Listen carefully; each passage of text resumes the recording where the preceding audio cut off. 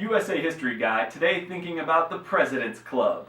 After watching the dedication of the George W. Bush Presidential Center and seeing the 5 living presidents to photograph together, I started thinking, how often has that happened in history? Was there ever a point when there were more than 5 living presidents? Was there ever a point when there was only 1 living president? The answers are yes and yes. The first time that there were 6 living presidents, 1 active and 5 priors, was after Abraham Lincoln's inauguration and through January of 1862. John Tyler, Millard Fillmore, Buchanan, Pierce, and Van Buren were all alive until that time. The 6th president phenomenon happened again in 1994 when Richard Nixon, Gerald Ford, Bush, Reagan, Carter, and Clinton were all alive, and then Nixon died in 1994, but it happened again before Reagan's death after George W. Bush was inaugurated. Once again, we had 6 living presidents. Heading in the other direction, before Richard Nixon's resignation in 1973, he was actually the only living president. But Clay, were there other times when there was only 1 living president?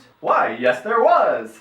The 2 obvious examples are kind of cheats, when George Washington was the first president and John Adams was the 2nd president after George Washington had died. The phenomenon of only 1 living president happened for a period during the terms of Ulysses S. Grant, Teddy Roosevelt, and Herbert Hoover. The longest we've ever gone in American history with only 1 living president lasted from the death of Andrew Johnson in 1875 through the end of the 2nd term of Ulysses S. Grant in 1877. So all of this presidential talk got me thinking, how many presidents have been alive at one time if we count those who became future presidents? For example, when George Washington was the president, there were 11 men who would become the president already alive, even if they were young. The answer to how many presidents were alive at one time if we count past, active, and future presidents is 18. That happened 4 times with John Quincy Adams, Martin Van Buren, William Henry Harrison,